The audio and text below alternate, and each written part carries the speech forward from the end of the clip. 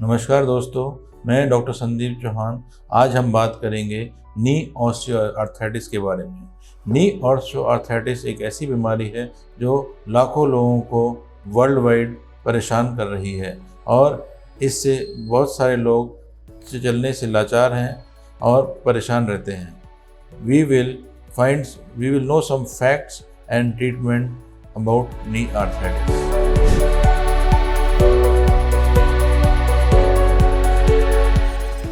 नी osteoarthritis basically एक elderly लोगों की बीमारी है और ये बेसिकली एक तरह का वियर एंड टियर डिजीज़ है। इसके अंदर हमारे नी जॉइंट के अंदर जो कार्टिलेज रहता है वो टिबिया और फीमर जो हमारी नी की बोन्स हैं उसके बीच में रगड़ लगने से तो घिसते जाता है और उसकी लुब्रिकेशन कम होती जाती है। इस लुब्रिकेशन के कम होने से हमारे कार्टिलेज के फ्राइबिलिटी बढ़ जाती है, थोड़े उसके पीसेस ब्रेकअप हो जाते हैं और लूज बॉडीज़ नी में बननी शुरू हो जाती हैं। इन लूज बॉडीज़ से और ड्राइनेस से हमारी जो नीचे की हड्डी है उस पर ज़्यादा लोड पड़ने से पेन शुरू हो जाता है। बेसिकली नी ऑस्टियोआर्थराइटिस में मरीजों को 3 तरह के सिम्टम होते हैं, एक तो पेन, एक स्टिफनेस और एक स्वेलिंग।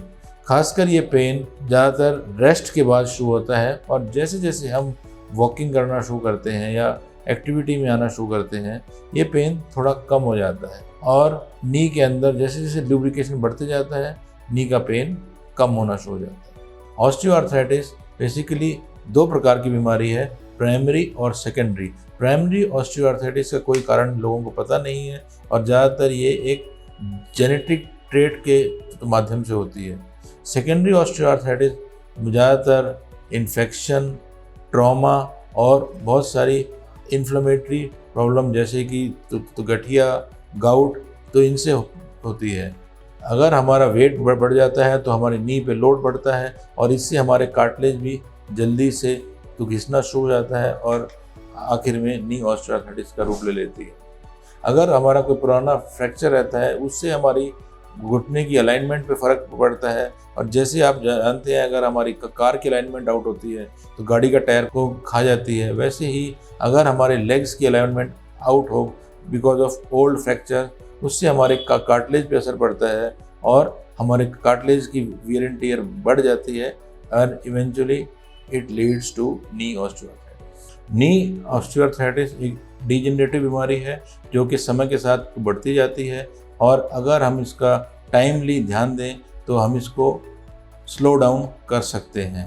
अगर हमारा जॉइंट पेन और स्टिफनेस हमारी डेली लाइफ में हैम्परिंग कर रहा है या हमारी रात की नींद को डिस्टर्ब कर रहा है तो हमें ये अनुमान लगाना चाहिए कि शायद हमारा नी आर्थराइटिस की तरफ बढ़ रहा है और हमें तुरंत डॉक्टर से उसके बारे में संपर्क करना चाहिए। नी ऑस्टियोआर्थराइटिस को डायग्नोज करने के लिए बेस्ट माध्यम एक्सरेज हैं और हमको अपने घुटनों का खड़े होकर स्टैंडिंग पोजीशन में एक्सरे कराना चाहिए क्योंकि स्टैंडिंग पोजीशन में ही नी के ऊपर पूरा लोड आता है और हमें पता चलता है कि असल में हमारे नी का जो जॉइंट गैप है वो कितना कम हो गया है। अगर हम लेट के एक्सरे कराते हैं उस पर लोड नहीं पड़ता है और उससे हमें कुछ ज़्यादा आइडिया नहीं मिल पाता है कि हमारा नी में कितने आर्थराइटिक चेंजेस आ रहे हैं। आपको अगर नी ऑस्टियोआर्थराइटिस स्टार्ट हो गया है तो इतना परेशान होने की ज़रूरत नहीं है क्योंकि इसकी कुछ स्टेजेस हैं और इनिशियल स्टेजेस में अगर हम ठीक ढंग से उसका इलाज करें तो हम उसको स्लो डाउन कर सकते हैं। इनिशियल स्टेजेस ये यानी कि स्टेज 1 और 2 में ज़्यादातर रोल फिजियोथेरेपी और दवाइयों का है और उसके अलावा weight reduction, change of lifestyle and exercises. हम इसको बोलते मोशन इज़ मेडिसिन।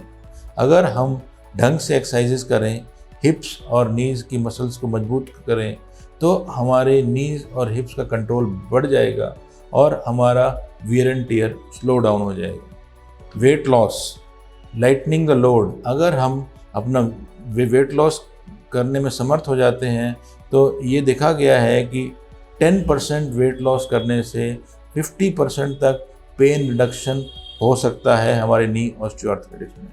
अगर किसी दौरान हमारा नी का पेन बढ़ जाता है तो उस समय हम दवाइयों का सहारा ले सकते हैं ताकि वो हमारा पेन कम हो जाए और हम फिर से एक्सरसाइज करने के लायक बन जाएं। वाइजली मेडिकेशन का यूज़ करने से हम इस नी पेन से रिलीफ पा सकते हैं और हमारे को इन पेन किलर्स के ज़्यादा साइड इफ़ेक्ट भी नहीं होंगे।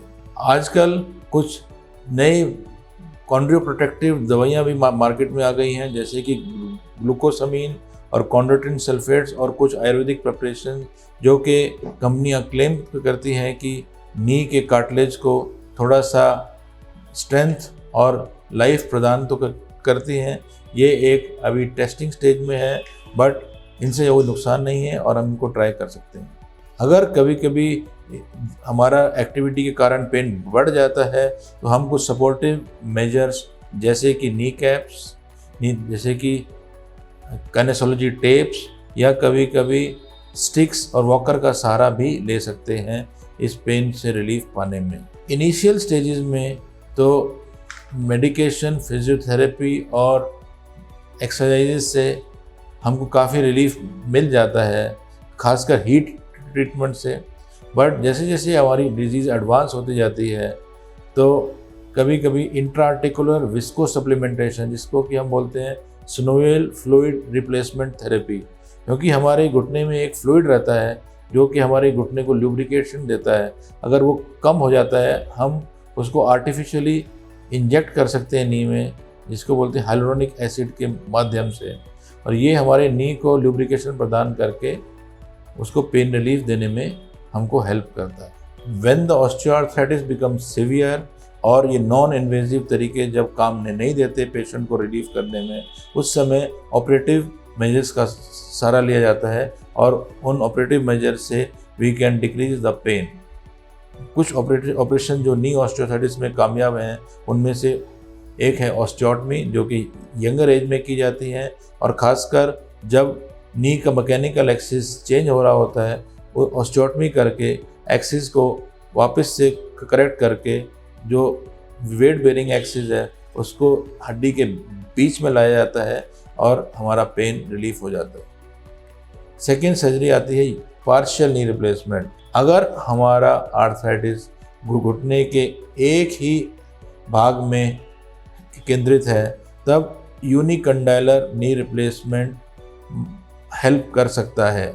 इसके अंदर हम खाली एक नी का जो कंपार्टमेंट है या तो मीडियल या लैटरल और या पैटेलोफेमोरल उसको चेंज कर देते हैं जहाँ पर मैक्सिमम वियर एंड टियर हो रही है और and patients can get pain relief. Unicondylar surgery ज़्यादातर यंगर एज ग्रुप या वेरी ओल्ड एज ग्रुप के पेशेंट्स के लिए कामयाब है, क्योंकि इस सर्जरी के बाद 8-10 साल तो पेशेंट की पेन रिलीफ अच्छी रहती है, पर अगर दूसरे कंपार्टमेंट में आर्थराइटिस आना शुरू हो जाएगी फिर पेशेंट को वापस से पेन फील होना शुरू हो जाता है। The final treatment for knee arthritis is total knee replacement, और ये एक कामयाब ऑपरेशन है जिसके अंदर हम नी के worn out surfaces both femur, tibia और पटेला को शेव ऑफ करके रीसर्फेस कर देते हैं और नी का मैकेनिकल एक्सिस करेक्ट कर देते हैं। इसके बाद पेशेंट को पेन रिलीफ हो जाता है और पेशेंट आराम से वॉक कर सकता है और अपना डेली लाइफ रूटीनली बिता सकता है।